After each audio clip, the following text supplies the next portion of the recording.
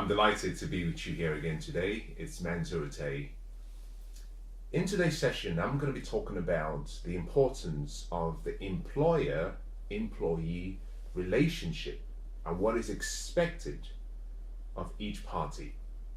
On average, we spend about 70 or 80% of our waking life working or getting ready to go to work. We spend that time in a job, in a career, in a profession, or in a vocation. Now, I'm referring to the average adult. If we spend 70 or 80% of our waking life at work or getting ready for work, then it's important that we understand and we ensure that we're getting the best return for that time. Because time is the only resource that we get all in common, equally. Every day we get 24 new hours. You might be thinking, I don't understand why you say 70 or 80% of your waking day. So let me take you a step back and clarify what I mean by that. Whether you're male or female, whether you're born from a poor or wealthy family, whether you are black or white, it doesn't really matter what your ethnicity is. We all get the same amount of time every day. It's the only place where there is neutrality, where there is equality between what we receive from life. 24 hours every day we get, and it's renewed every single day, which is a beautiful gift. The 24 hours we receive, we're meant to use those hours for whatever we choose, and however we choose to spend it or waste it or invest it. Of 24 hours every day, we spend about 8 hours on average sleeping or resting. And that leaves the average person with 16 hours. That 16 remaining hours, we call those hours the waking day, which is when you're awake. Of those 16 hours, the typical average adult works approximately 8 hours every day. But we have to get up, we have to get ready for work, then we have to travel to work, and when we finish working, we have to travel back from work. So on average, although we invest 8 hours of our waking day at work, we are actually using about 12 hours, because the average person will spend between 1 and 2 hours every day traveling to work, and then another hour or two traveling from work. So combined with the working time and the preparation and travel time, we're spending about 12 hours every day in a work-related experience. Now, 12 hours out of 18 hours, or rather 16 hours, which is your waking day, is how I've come up with the approximate number of 70% or 80%. So think about this. You're investing about 70% of your waking life every day at work. Now, as an employee, it's important you understand why you must ensure you get the best return and that the place you're investing that time is the right soil. Every farmer will tell you this, that the quality of the soil is very important to be able to get the best harvest. In addition to that, every farmer will tell you that the quality of the seed, that is put in the soil, usually reveals the quality of the soil. So if you plant a seed and it produces no return after all the nurturing, then it could be that the soil is not rich. It's not rich in nutrients. It's not the right environment for that seed. Because in every seed, nature has put in every seed what it could become. A tree, it could be a tree. So in every seed is the potential for that seed to become the best that it can be. But for that seed to become the best that it can be, it has to be in the right environment. It has to have been provided with the right nutrients. It has to have been nurtured in the right way. And more importantly, it must have been allowed to go through what I call the state of pressure, where the seed is planted in the ground and given time to become all it could be. So as an employee, work is not simply a place that you go to pass time. It's also not a place where you go to just get a paycheck. You should be more concerned in your life, you should be more concerned about how you can make a life from what you've been given rather than simply making a living. You know, some people are so busy working on a job that they haven't taken the time to design the life that they really deserve. Most people are so busy thinking about the next paycheck that they haven't stood back and said, have I really made a difference in the last month, or am I making a difference for my generation? So it's important for every employee to know what it takes to be in the right place. But more importantly, in a similar way, an employee is like a seed. And a seed has to be in the right environment, like I said earlier on. So it's important that you as a seed have a way of qualifying the soil, which is the employer, to make sure that when you're planted in that location, the best in you comes out. In other words, that you go through what we call the process of multiplication, where you start to produce the greatest potential and release the greatest gifts you have within you. So I think every employer has a responsibility, and that is what I want to deal with in the next few minutes. The responsibilities of every employer. I'm really saddened by some of what I see in many companies, but a lot of it has to do with the culture we live in today. Most companies have a vision, they have a mission, and in many cases, most companies are focused on making money. That in itself, I think, is the wrong focus of any business. Every business should be focused on creating value, making a difference, and money becomes a result. Money becomes almost a reward for doing something significant. But that is not the case in a lot of places, and so with some companies, because the focus is on making money, the employee neglects and is almost distracted away from the most important component of the business, which is the people. The people, not the products. Your products are important, yes, because your products and services create revenue, but the most important part of every business are the people. You know, think about it. You know, when you think about the companies like Apple, Microsoft, when you think about, you know, Tesla Motors, when you think about General Motors, when you think about any of the great companies or big companies, multinational companies, what you find is that at the heart of all of those companies are people. It's a people business. Without the people, the products do not exist. The people give the products emotion. And so most companies, their priority should always be about looking after the people. So what I want to talk about is about 4 or 5, and I might go up to about 6, depending on time. I might go up to about 6, and I want to share just some very important responsibilities that every employer should embrace. Now, by employer, I'm going to break this down a little bit further. A company or a business is an entity. It has no emotion, it has no heart.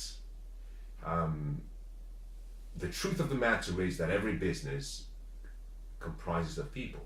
So when I use the word employer, it's easy for us to simply relegate that responsibility to a business name, as opposed to cascading down and saying, okay, well, what I'm really talking about are the leaders and the managers in the business, the people responsible for the successful achievement of the vision of the business. So what I'm talking about in terms of employers, I'm really talking about managers and leaders, people who are responsible to the business for managing the resources and allocating the resources to achieve a particular vision or aim. I think the first and the most important responsibility of a business or company or a manager or leader should always be to start by setting out the vision of the business. What is vision? To make it very simple, vision is simply a picture of the future. It's a picture of the destination you're trying to get to. It's a picture of where you hope the company will arrive in a number of years. The vision is important simply because one person cannot achieve greatness on their own. It takes more than one to make a dream come true, and a significant dream, I should say. Many companies do not have a clearly defined vision. In some cases, some companies do have a vision, but their vision has no emotion. It's so structured without any emotion, and therefore it lacks connection and connectivity with the employees. But the first thing every business must do is start by defining and sharing that vision. The reason you want to share that vision is simply because the employees they're the ones who will help make that vision a reality. Not the manager, not the CEO, the employees. The quality of your vision and how you define and share that vision with the team decides how successful you become. I like a story I once heard about a former US general when the US Army moved into Iraq to try and settle a lot of the chaos that was in that particular part of the world. And I understood from some sources that this general was so precise and so focused on the vision that he made sure that every single one of his soldiers, every single one of his team members, everyone, and when I mean everyone, I mean everyone, he made sure that everyone understood exactly what the vision was. He would take time every time he met with the team and go through the vision and explain the vision, to the point where it became so redundant, it became almost annoying, because he kept going over the same thing over and over again.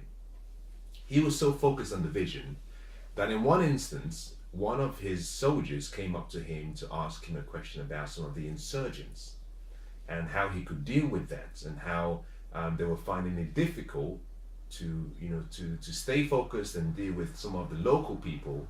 And he simply asked the person a question. His question was, how does what you've asked me have anything to do with the vision and the mission we're here for? That was how focused he was. Most companies who succeed are those who have almost an obsession about focusing on their vision.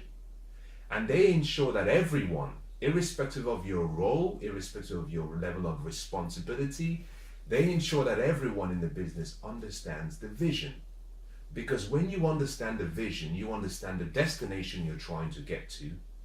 And once you understand the destination, it's easy for everyone to chart their course. It's easy for everyone to now contribute towards making it a reality. Vision is the first thing every employer must do. Now, let me just put a side note to that as I conclude this first session. I would say that the vision is important, but from that vision, you must identify a mission. In addition to that, you must identify a purpose. You see, vision is a destination. Your mission identifies how you're going to get to your destination. Your purpose identifies your reason for wanting to get to your destination. Most companies fail simply because they don't have a purpose. They haven't communicated the purpose to the employees in such a clear way for them to understand. You see, without purpose, there is no power, there is no energy, there is no fuel. The purpose is the emotional side. Purpose is what gives the vision meaning. Purpose is what gives every employee a level of connection with the mission and the vision to make it a reality. You have to tell the people why you're trying to get to the destination you want to get to. Part of that is simply because it's a very, very good time, especially at the start of a business and at the early, perhaps, appointments of a team member. It's important to explain the purpose. The reason is simply because where you have two visions, you have what we call division. You have two visions. Two visions cannot coexist in the same place and achieve the same aims and goals. One has to go. So by explaining the purpose, you can identify, you do allow the employees to determine for themselves whether they really believe in the vision you're trying to achieve. One of the biggest mistakes most employees make, and employers, is the employees never ask the question. The number of times I've had interviews and I've interviewed people, and I've been shocked by the fact that perhaps only 1 in 100 ever get to ask the question, what is the vision of the company? What is your vision? And what is the mission? What is the purpose? Very few people, even after joining the business, very few people come and ask that question. And my worry is this, that every employee is exchanging their time, which is your life. Time is your most important asset. You can make more money, but you cannot make more time. Every hour invested is an hour of your life that you would never get back. And I sometimes baffle at how one could invest so much of their life and not really understand the purpose for which they are there for, not really understand the vision, not really understand the mission. The mission is important for the team.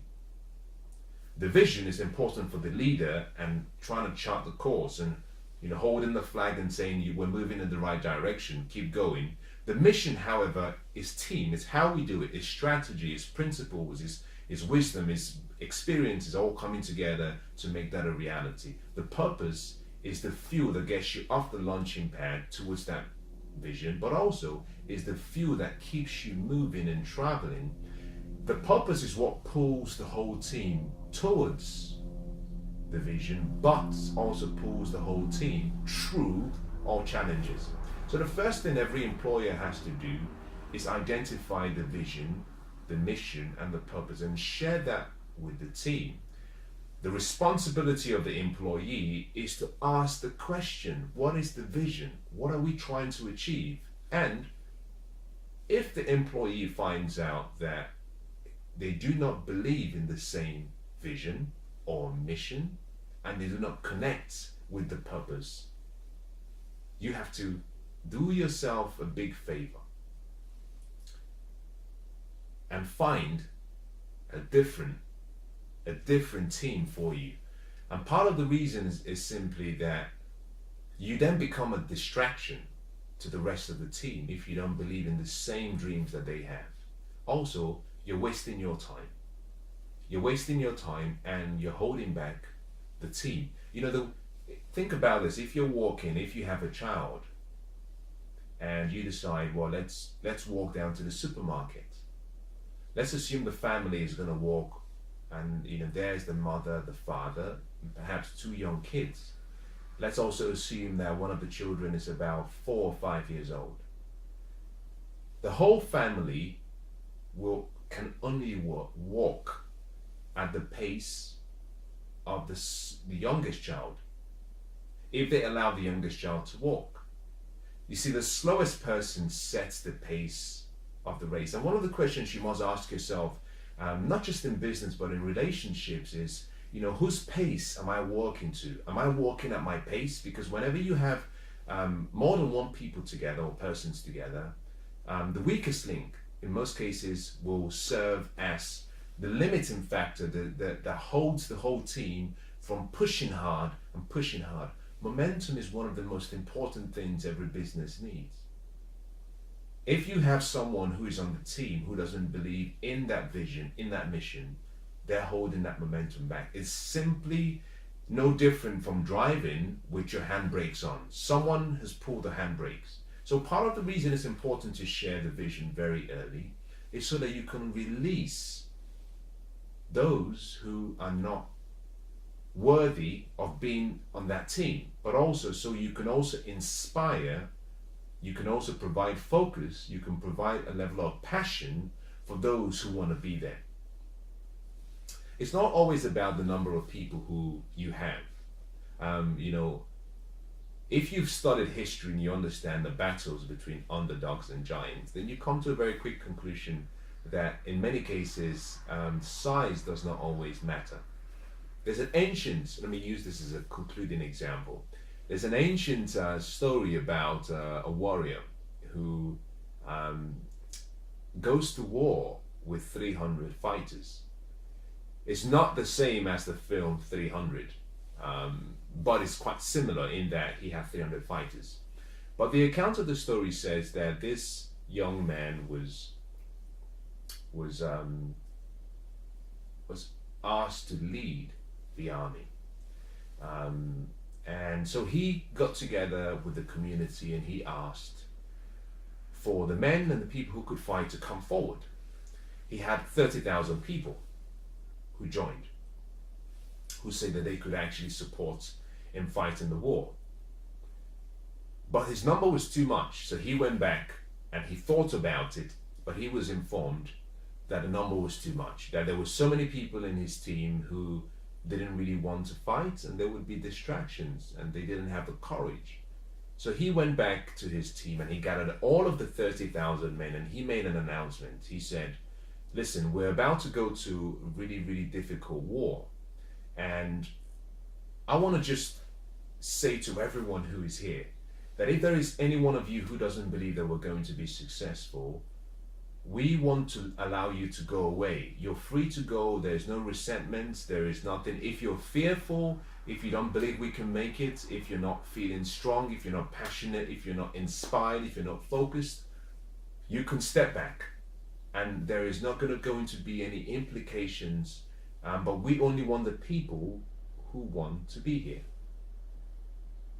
Interestingly, from the account of the story, about 22,000 people walked away. Now, can you imagine starting with 30,000 and you're now left with about 8,000 people? Now, his 30,000 to start with was only a fraction of the enemy's number. So he started with 30,000, but he was still the underdog. But now he has 8,000. He goes back, he spends the night, he thinks, he prays, he meditates, he comes up with a strategy, he's thinking. But then again, he's informed that he has too many people. And that if he goes to war with as many people, which is 8,000 now, that he would lose. So he does the same thing again. He says, what do I do? Now his counsel and his advisors said to him, in this case, the best way to find out the right people for your team is to take them out to the deserts and have them march around the desert so many times until they're exhausted. And when you find out that they're exhausted, lead them towards a body of water, like an oasis. Lead them to a pool of water where there is water and they want to drink. But here was the story. The story was, when they arrive at the pool of water, you need to observe how they drink the water. So what this warrior did is he loaded his men, put them on foot. They were fully dressed as though they were going for war. They had their swords and shields and artillery, everything. He marched them for so many hours. They were exhausted. He led them to a body of water, and he observed. And his observation was this. Now, those who were going to drink water and lap the water like a dog, obviously keeping very close eye towards the various potential locations where they might have maybe an advance from a different opposition, he said, those are the ones that you have to go to war with. Every other person who drinks as though without any mental recognition that they really should be on guard. The whole point of that exercise was this: you can only go to war with those who are always on guard. Anyone who drops their shields and simply jumps into the water and forgets that they are literally at war cannot go with you. from 8,000, this number dropped down to 300. And that is where the number 300 comes from. So he started with 30,000 and he ended up with 300. Everyone would have said it's impossible. You cannot do this. It's just not possible. And one of the key things you have to learn about life is learning how to study possibilities and inevitabilities. In this case, it seemed impossible. But nonetheless, he had the confidence of a great warrior. So he went back, spent the night, and he came up with a ridiculous battle strategy, so powerful, so useful, that he succeeded in the attack against his enemies and against the army that were advancing against his. 300 men defeated the enemy. Now, why have I spent all of this time explaining all of this? And I wasn't intending to, but forgive me for going on for a while. The point I was trying to make from this story is sometimes, less is more. You have a much more better opportunity as an employer to achieve your vision, your mission, and your goals if you have fewer right people than many untrustworthy people. In so many cases, it's important to share your vision so that you can get rid of those who are not worthy of being on board. You have to do what the principle of what we call Jonah, where you have to look in your ship and say, well, who on my ship needs to be chucked out? Because someone is on board here that shouldn't be here. The first thing every employer must do is share the vision. Now, once you share the vision, the responsibility of the employer moves to something that I call you have to create, or the employer has to create the right environment for the employee. I can take a seed and I can put a seed on a marble table or on a marble floor and I can walk away. That seed will always remain a seed. In actual fact, that seed would die as a seed. Why? Because the seed is not in the right environment. That same seed, if I were to take that seed and put that seed in soil and cover the soil, that seed then becomes, or has the opportunity to become, all that it can be. Every employer is like a soil. The soil's responsibility is to bring out the best in the seed. Every employee has a responsibility to qualify the soil, because it's your life. It's your life you're investing, and therefore you are responsible for evaluating the soil to find out whether the soil will help you become all you can be. But to do this, every employee must have an idea about what their life mission is, or their goals. What do they want to be? What do they want to see? Where do they want to go? What do they want to develop? What do they want to have? You need dreams and goals. Without dreams and goals, it's impossible to know whether the soil is the right soil for you. And because we have so much little education about the importance of personal development at a younger age, what we now have is a situation whereby people join the workforce expecting the employer to give them a sense of direction and meaning in life, which is wrong, because most businesses are there primarily to make money. They have no real concern about the employees. In many cases, some businesses simply see the employees as just a number. You are just a number to them. As long as you help them achieve and produce products and services, then you have some value. But if you can't, then they have no value for you. The soil is important, and the employer's responsibility is to create an environment where the greatness, where the potential in every employee comes out. Every one of us was born for a reason. Every one of us has been born with a unique gifts, skill, talent, ability. Every one of us can be successful in a particular area of life. In some cases, some people will be successful in a number of areas. But until you're in the right environment, The strengths you have within you, the gifts, cannot be put to use. And it's the employer's responsibility to create the environment where the greatness, where the potential, where the gifts and talents and skills in the employee can start to come forth. And this is important because it's really in the employer's interest to do that, not even the employee's interest. Because if the employer can create the bright environment and can help the employee become the best that they can be, then the employee increases their value, which means that they can give back to the employer the best they have within them. Think about it another way. A seed is in the ground. That seed grows and produces, grows into a tree.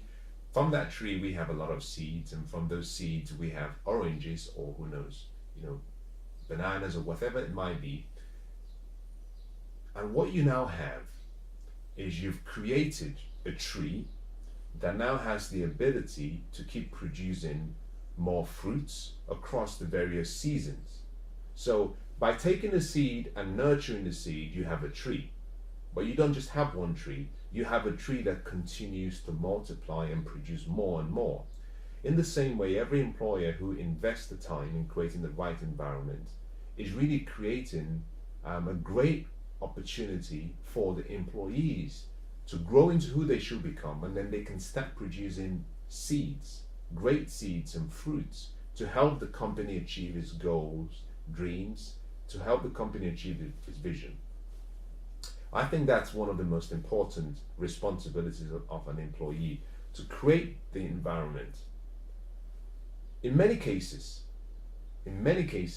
all an employer needs to do is stimulate and arouse a desire, a level of creativity in the environment. Because once that is there, the employees will start to perform like they know they can. In some cases, an employer's responsibility is to keep an inspired environment. Because when people are inspired, there's nothing we cannot do. Think about that. If you can keep yourself motivated and inspired, there is nothing you cannot attempt, there is nothing you cannot do. Inspiration is deeply personal, yes, but it goes a long way if an employer can decide, this is our responsibility, we want the best out of these people, the best products and the best services we could ever have would be produced when we have the right skills, when we have the right gifts, when we have the right talents, when we have the right people, when we have the right relationships. And so what we should do is focus on creating the right environment.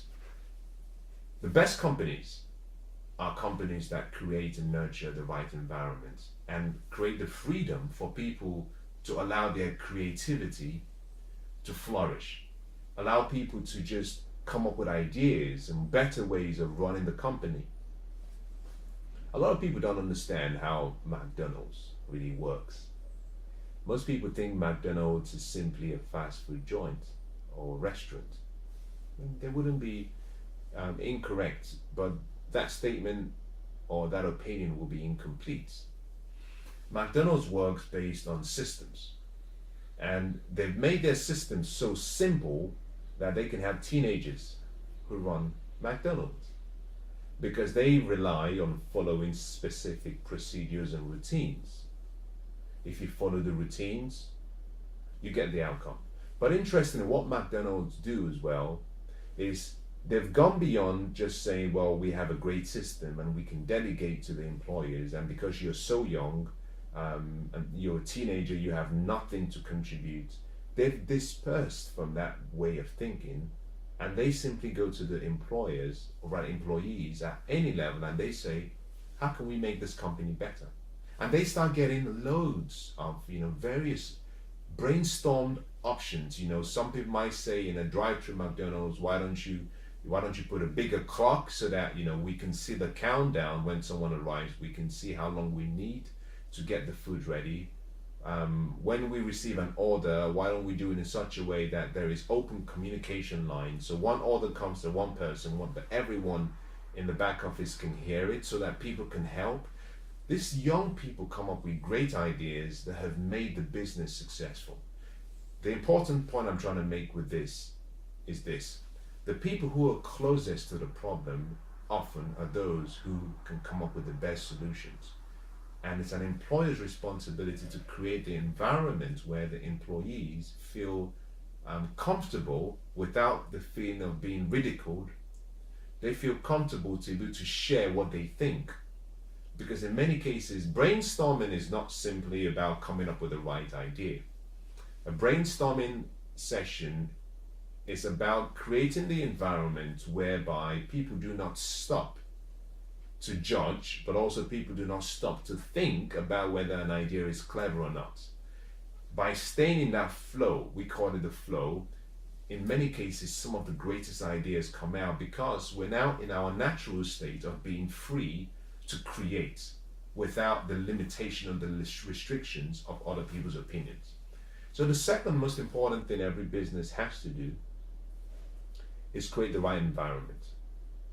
Now the next is leadership. Now you have to lead. You have to provide a sense of direction. And I think this is where most companies and most businesses really struggle.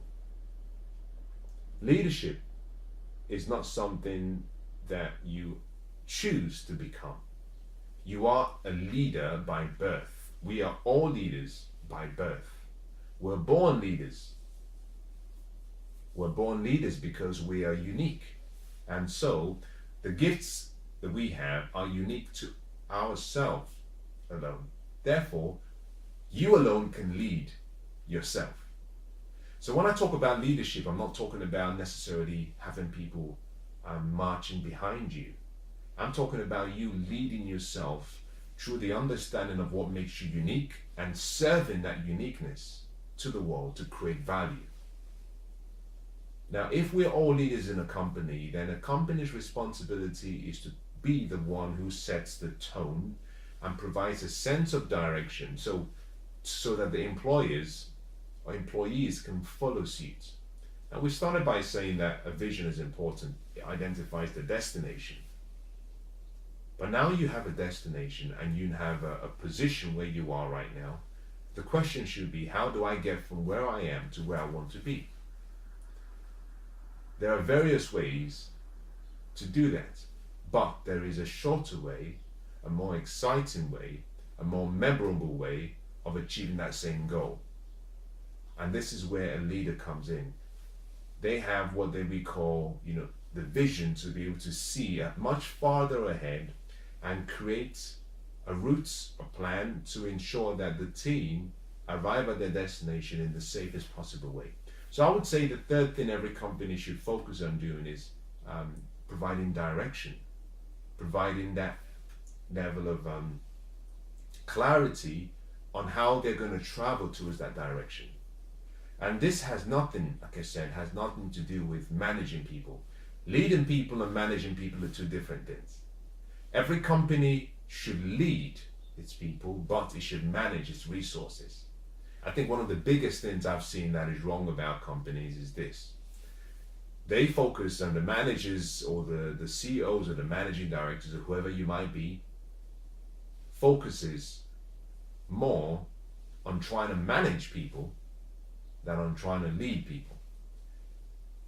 We do not like to be managed naturally, but we love to be led, and we will allow ourselves to be led.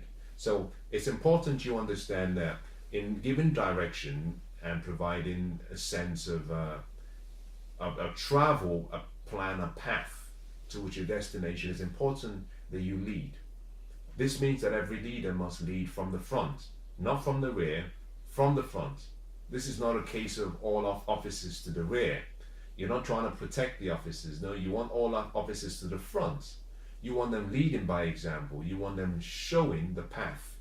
The reason this is important is because as a company, as a business, every company, every manager is first the leader, the servant. Yes, you are the leader, but you are a servant leader. You must serve the people who work for you, the people who report to you, the people who work with you. You're not there to be served, you're there to serve. Very difficult to understand for a lot of people, but the quality of your servanthood back to the team decides how well they commit to you and decides how much they give you their hearts, they give you their talents, they give you their intellect. And I'll say this, people can give you their heads, but you have to earn their hearts. It's worth saying again. People can give you their heads, but you have to earn their hearts. The heart is something that we do not give out very lightly. For us to give our hearts into whatever we do, we have to feel that there is a level of reward, there's a connection, there is a purpose, there is a meaning, there's some significance.